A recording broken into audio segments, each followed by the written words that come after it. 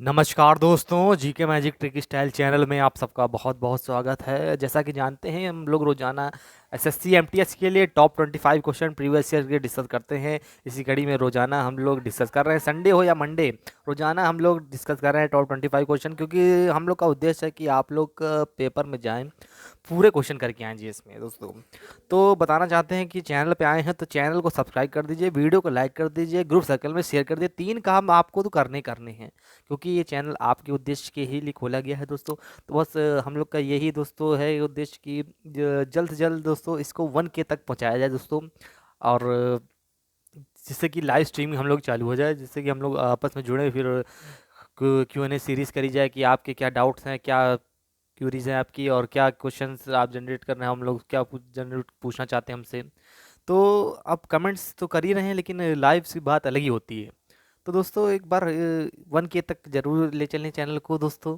आप लोग जरूर करेंगे, मैं जानता हूँ आपने इतना यहाँ तक पहुँचाया तो आप जरूर वहाँ तक ले जाएंगे, क्योंकि आपको ऊपर मैंने चैनल छोड़ दिया है, तो आप काफ़ी हद तक इसको आगे ले जा रहे हैं। और क्योंकि आपने इसको अपना मान लिया है, जो अपना मान लेता है तो दोस्तों वो फिर अपनी तरीके से करता है काम। तो दोस्तों चलिए फिर टाइम ना बर्बाद करते, क्वेश्चन स्टार्ट करते हैं, फिर आगे डिस्कस करते रहेंगे हम लोग, तो बातें होती रहेंगी। तो क्वेश्चन नंबर 1 आपकी स्क्रीन पर बच्चों ये लगा हुआ है, देखिए।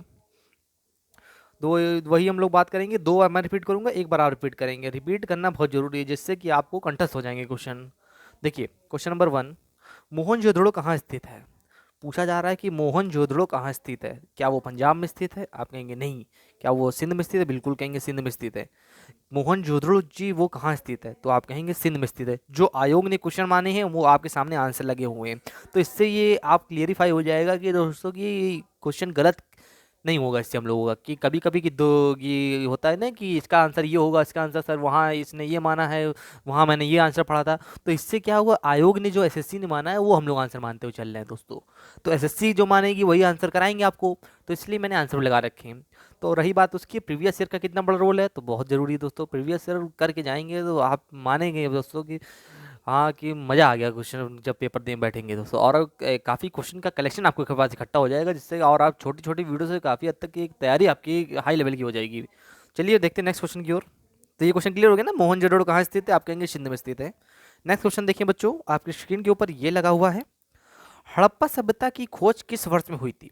पूछा जा रहा है कि हड़प्पा सभ्यता की खोज किस वर्ष में हुई थी। तो आप बताएंगे कि वो हड़प्पा सभ्यता की खोज 1921 ईस्वी में हुई थी। जो हड़प्पा सभ्यता की खोज किस वर्ष में हुई थी, तो आप तुरंत आंसर बताएंगे हड़प्पा सभ्यता की खोज 1921 ईस्वी में हुई थी। ठीक है बच्चों, चलिए नेक्स्ट क्वेश्चन की ओर बढ़ते हैं। आपकी स्क्रीन के ऊपर बच्चों ये लगा हुआ है, ध्यान से देखिए। मांडा नदी किस नदी के किनारे स्थित था? मांडा नदी किस नदी के किनारे स्थित था? तो आप कहेंगे क्या वो सतलज नदी के किनारे स्थित था? बिल्कुल नहीं। क्या वो रावी के नदी के किनारे स्थित था? बिल्कुल नहीं। क्या सिंधु के? नहीं। तो आप कहेंगे चेनाब नदी के किनारे स्थित था। ठीक है, मांडा नदी किस नदी के किनारे स्थित था? तो आप कहेंगे चेनाब नदी के किनारे स्थित था। ठीक है बच्चों, एक बार आप फिर से मेरे साथ बोलेंगे, मांडा नदी किस नदी नदी के किनारे स्थित था? आप कहेंगे चेनाब नदी के किनारे स्थित था। जहाँ बैठे हो एक बार मुंह से या मन में बोल जरूर दीजिएगा, जिससे कि एक बार जब बोल देते हैं ना, तो एक बार ये वो चीज़ कंठस्थ हो जाती है कि हाँ मैंने पढ़ा ये चीज़। ठीक है, नेक्स्ट क्वेश्चन की ओर बढ़ते हैं। आपकी स्क्रीन को बच्चों ये रहा, ध्यान से देखिए। बच्चों देखते चलिए, ध्यान न भटकाइए, और वीडियो अच्छी लग रही है तो एक छोटा सा कमेंट जरूर करके, और कमेंट करके बच्चे बताते हैं भी अपना सुझाव। और किसी का सुझाव यहाँ काटा नहीं जाता है, कि सबके डाउट सुने जाते हैं। बस थोड़ा सा समय दीजिए जो जो है। और बच्चों ने कहा था ये टेलीग्राम ग्रुप बनाइए, टेलीग्राम का ग्रुप मैं इस वीडियो के लिंक डिस्क्रिप्शन में दे दूंगा, तो आप जाके ज्वाइन कर लीजिएगा। टेलीग्राम बना दिया गया है, ठीक है दोस्तों। रही बात व्हाट्सएप ग्रुप की, वो भी बना दिया जाएगा। सब आपके डाउट्स जो हैं सुने जाएंगे, बस धीमे धीमे थोड़ा सा इंतजार करिए। जैसे जैसे चैनल बड़ा होता है हम लोग आपके डाउट सब सुनते हैं, और सब नोट करते जा रहे हैं कि बच्चों की ये क्वेरीज हैं, तो हम लोग सब सुन रहे हैं। अब जैसे इंग्लिश में क्वेश्चन चाहिए, वो भी सुने जाएंगे आपके, बस थोड़ा सा वेट करिए, बस सब सुने जाएंगे क्वेश्चन आपके। ठीक है, अब रही बात टेलीग्राम की, वो बन चुका है, और व्हाट्सएप की वो भी बना देते हैं ग्रुप। ठीक है, किस पशु के अवशेष सिंधु घाटी सभ्यता में प्राप्त नहीं हुए हैं? किस पशु के अवशेष सिंधु घाटी सभ्यता में प्राप्त नहीं हुए हैं? तो वो कौन सा पशु था जिसकी सिंधु घाटी सभ्यता में अवशेष नहीं प्राप्त हुए हैं? तो आप कहेंगे शेर के जो है अवशेष सिंधु घाटी सभ्यता में नहीं प्राप्त हुए हैं। किस पशु के अवशेष सिंधु घाटी सभ्यता में नहीं प्राप्त हुए हैं? वो आप कहेंगे तो शेर के अवशेष नहीं प्राप्त हुए हैं सिंधु घाटी सभ्यता में। ठीक है बच्चों, नेक्स्ट क्वेश्चन की ओर बढ़ते हैं। आपकी स्क्रीन के ऊपर बच्चों ये रहा, ध्यान से देखिए। सिंधु घाटी के लोग किस पर विश्वास करते थे? सिंधु घाटी के लोग किस पर विश्वास करते थे? आप कहेंगे सिंधु घाटी के लोग मात्र शक्ति पर विश्वास करते थे। सिंधु घाटी के लोग किस पर विश्वास करते थे? आप कहेंगे सिंधु घाटी के जो लोग थे वो मात्र शक्ति पर विश्वास करते थे। किस पर विश्वास करते थे? मात्र शक्ति पर सिंधु घाटी के लोग विश्वास करते थे बच्चों। ठीक है, नेक्स्ट क्वेश्चन की बच्चों आपकी स्क्रीन पर ये लगा हुआ है, ध्यान से देखिए। 1969 में कितने बैंकों का राष्ट्रीयकरण किया गया? 1969 में कितने बैंकों का राष्ट्रीयकरण किया गया? तो आप कहेंगे 1969 की जब बात आएगी तो उस समय 14 बैंकों का राष्ट्रीयकरण किया गया था। 1969 में 14 बैंकों का राष्ट्रीयकरण किया गया था। प्लीज मेरे से बात बोलिए मेरे साथ। 1969 में 14 बैंकों का राष्ट्रीयकरण किया गया था। ठीक है, नेक्स्ट क्वेश्चन की ओर बढ़ते हैं, आप देखिए ध्यान से। बॉम्बे स्टॉक एक्सचेंज की स्थापना कब हुई थी? बॉम्बे स्टॉक एक्सचेंज की स्थापना कब हुई थी? तो आप तुरंत बताएंगे कि 1875 ईस्वी में हुई थी। बॉम्बे स्टॉक एक्सचेंज की स्थापना कब हुई थी? तुरंत बताएंगे कि तुरंत याद आना चाहिए। बॉम्बे स्टॉक एक्सचेंज की बात हो रही है, 1875 याद आना चाहिए। 1875 जैसे याद क्लिक हो जाएगा माइंड में आपके, तुरंत बॉम्बे स्टॉक एक्सचेंज की बात हो रही है, तुरंत 1875 माइंड में आ जाना चाहिए, बस तुरंत आप आंसर लगाना चाहिए। बॉम्बे स्टॉक एक्सचेंज की स्थापना कब हुई थी? 1875 ईस्वी में। ठीक है, नेक्स्ट क्वेश्चन की ओर बढ़ते हैं बच्चों। आपकी स्क्रीन के ऊपर ये आता हुआ, ध्यान से देखिए। देखिए बच्चों ध्यान से। भारत में मान्यता प्राप्त स्टॉक एक्सचेंज की संख्या कितनी है? भारत में मान्यता प्राप्त स्टॉक एक्सचेंज की संख्या कितनी है? तो आप कहेंगे 23। भारत में मान्यता प्राप्त स्टॉक एक्सचेंज की संख्या कितनी है? आप कहेंगे 23। देखिए, जब इस समय क्वेश्चन ये पूछा गया है, जब ये क्वेश्चन जो पूछा गया है उस समय 23 है। अब इस समय कितने हैं ये आप कमेंट बॉक्स में बताएंगे। आपका ये होमवर्क है कि भारत में मान्यता प्राप्त स्टॉक एक्सचेंज की संख्या कितनी इस प्रेजेंट टाइम में कितनी है, कमेंट बॉक्स में जरूर बताएंगे। अगर आप स्टडी कर रहे हैं बिल्कुल ध्यान से तो दोस्तों तुरंत कमेंट बॉक्स में आप गूगल करके कहीं से भी पता करके मुझे जरूर इसका आंसर बताएंगे। ठीक है, तो जब क्वेश्चन पूछा गया था ये प्रीवियस में, तो उस समय भारत में मान्यता प्राप्त स्टॉक एक्सचेंजों की संख्या कितनी थी? तो आप कहेंगे 23 थी। प्रेजेंट टाइम में कितनी है तुरंत बता दीजिए कमेंट बॉक्स में। ठीक है, 23 है। ये तो क्वेश्चन हो गया ना, 23। ठीक है, प्रेजेंट टाइम में आपको बताना है। देखिए नेक्स्ट क्वेश्चन। दलाल स्ट्रीट कहाँ स्थित है? दलाल स्ट्रीट कहाँ स्थित है? तो आप तुरंत बताएंगे दलाल स्ट्रीट जो है मुंबई में स्थित है। दलाल स्ट्रीट कहाँ स्थित है? दलाल स्ट्रीट मुंबई में स्थित है। क्लियर हो गया? दलाल स्ट्रीट कहाँ स्थित है? तुरंत बताएंगे मुंबई में स्थित है। क्वेश्चन नंबर 10 आपकी स्क्रीन के ऊपर बच्चों ये लगा हुआ, ध्यान से देखिए। भारत की मुद्रा क्या है? आप कहेंगे इस टाइप के क्वेश्चन भी आते हैं, बिल्कुल इस टाइप के क्वेश्चन भी आते हैं बच्चों। आपके सामने लगे हुए प्रीवियस ईयर क्वेश्चन है, आपके सामने बिल्कुल पूछे जाते हैं दोस्तों। आते हैं क्वेश्चन इस टाइप के और आपके सामने कराए जा रहे हैं। बताइए, आपको आपने पढ़े हैं क्वेश्चन तो आपको आते हैं, और जिसे नहीं पढ़े उनको यही क्वेश्चन नहीं आते हैं। तो सब जब आप सब हम लोग के साथ जुड़े रहेंगे, पढ़ते चलेंगे, तो आप सारे क्वेश्चन करते हुए चलेंगे। कोई क्वेश्चन छूटेगा नहीं आपसे, कोई क्वेश्चन नहीं छूटेगा। बस आप जुड़े रहिए, छोटी छोटी वीडियो लेते चलिए। चैनल पे आए हैं तो चैनल से जुड़ जाइए, बस एक सब्सक्राइब कर लीजिए, बस आप चैनल से जुड़ चुके और चैनल के मेंबर बन चुके, उसी समय से आप इसके सदस्य हो चुके, यह चैनल आपका हो चुका। अब चैनल जब आपका हो चुका तो बस तुरंत आपको दूसरे को शेयर करना है कि भैया हमें चैनल को बड़ा करना है। कैसे बड़ा करना है भैया? आपका कर्तव्य है बस, अब मेरा कर्तव्य नहीं है, अब आपका कर्तव्य है। जैसे चैनल के मेंबर बन गए आप। ठीक है, भारत की मुद्रा क्या है? आप कहेंगे भारत की मुद्रा रुपया है। ठीक है बच्चों, नेक्स्ट क्वेश्चन की ओर बढ़ते हैं। आपकी स्क्रीन के ऊपर बच्चों ये ले, देखिए ध्यान से। आप लोग काफ़ी अच्छा रिस्पॉन्स दिखा रहे हैं, ऐसा नहीं है। एसएससी एमटीएस के जो बच्चे हैं काफ़ी अच्छा रिस्पॉन्स दिखा रहे हैं, एकजुट होकर काफ़ी इस चैनल को आगे लेकर चल भी रहे हैं, शेयर भी काफ़ी कर रहे हैं। उनका मैं बहुत बहुत धन्यवाद देता हूँ ऐसे बच्चों का, जो काफ़ी टीचर्स के बारे में सोचते भी हैं और इस चैनल के सदस्य बनने के बाद अपने जैसे घर के प्रति लगाव रखते हैं और अपने परिवार के साथ एकजुट खड़े होते हैं, वैसे वो बच्चे खड़े होकर आगे बढ़ाते हुए चल रहे हैं और अपनी परिवार की नींव को मजबूत करते चल रहे हैं। तो इसी तरीके आप भी अगर नए हैं तो चैनल को सब्सक्राइब करिए और अपने परिवार की नींव को बढ़ा करिए। ठीक है, देखिए नेक्स्ट क्वेश्चन। भारत का सबसे बड़ा बैंक कौन सा है? भारत का सबसे बड़ा बैंक कौन सा है? तो बताइए भारत का सबसे बड़ा बैंक कौन सा है? तुरंत बताएंगे। ऑप्शन सी भारतीय रिजर्व बैंक। भारत का सबसे बड़ा बैंक पूछा गया, भारत का सबसे बड़ा बैंक कौन सा है? तो तुरंत बताएंगे भारतीय रिजर्व बैंक भारत का सबसे बड़ा बैंक है। भारतीय रिजर्व बैंक जो है भारत का सबसे बड़ा बैंक है। एक ध्यान से सुनिए, भारत का सबसे बड़ा बैंक कौन सा है पूछा गया, भारत का सबसे बड़ा बैंक कौन सा है? तो तुरंत बताएंगे भारतीय रिजर्व बैंक जो है भारत का सबसे बड़ा बैंक है। ठीक है, नेक्स्ट क्वेश्चन की ओर बढ़ते हैं बच्चों। देखिए ध्यान से, आपकी स्क्रीन के ऊपर लगा हुआ है, ध्यान से देखिए। देखिए बच्चों, मैं पेन ले लेता हूँ, मोटा चल रहा है, इसको पतला करूँ पेन को। हाँ, अब ठीक है, अब ठीक है। ठीक है। क्वेश्चन नंबर 12, आरबीआई का मुख्यालय कहाँ है? आरबीआई का मुख्यालय कहाँ है? तो आप तुरंत बताएंगे मुंबई में है। आरबीआई का मुख्यालय कहाँ स्थित है? आरबीआई का मुख्यालय कहाँ स्थित है? आप कहेंगे मुंबई में। आरबीआई का मुख्यालय कहाँ स्थित है पूछा जाएगा तो तुरंत बताएंगे मुंबई में स्थित है। आरबीआई का मुख्यालय कहाँ स्थित है? किसी ने पूछा आरबीआई का मुख्यालय जो है कहाँ स्थित है? सर मुंबई में स्थित है, तुरंत बताना चाहिए आंसर। ठीक है, नेक्स्ट क्वेश्चन की ओर बढ़ते हैं। देखिए आपकी स्क्रीन के ऊपर ये रहा, देखिए बच्चों, देखते चलिए ध्यान से। विश्व में अभ्रक माइका व्यापार में भारत का कितना प्रतिशत योगदान है? आप कहेंगे 60%। विश्व में अभ्रक माइका व्यापार में भारत का कितना प्रतिशत योगदान है? तो आप कहेंगे 60% योगदान है। ठीक है, नेक्स्ट क्वेश्चन की ओर बढ़ते हैं। आपकी स्क्रीन को बच्चों ये रहा, ध्यान से देखिए, देखते चलिए ध्यान से, बिल्कुल नज़र नहीं हटाइए। भारतीय हीरा संस्थान कहाँ स्थित है? भारतीय हीरा संस्थान कहाँ स्थित है? तो आप कहेंगे भारतीय हीरा हीरा संस्थान कहाँ स्थित है? अब हीरा है तो उसकी मुझे एक बार सूरत दिखा दीजिए। अब भाई हीरा है ना, एक बार मुझे उसकी सूरत दिखा दीजिए। हीरे की एक बार मुझे प्लीज़ प्लीज़ मुझे एक बार हीरे की सूरत दिखा दीजिए। तो अब हीरे की एक बार सूरत देखना चाहते हैं ना, तो हीरा संस्थान कहाँ स्थित है? आप तुरंत बताएंगे सूरत में है। भारतीय हीरा संस्थान पूछा जाएगा कहाँ स्थित है, हीरे की एक बार मुझे सूरत दिखा दीजिए। हीरे की जो एक बार मुझे सूरत दिखा दीजिए। तो भारतीय हीरा संस्थान कहाँ स्थित है? आप कहेंगे सूरत में स्थित है। बच्चों नेक्स्ट क्वेश्चन की ओर बढ़ते हैं, ध्यान से देखिए। पवन ऊर्जा विंड पावर के उत्पादन में विश्व में भारत किस स्थान पर है?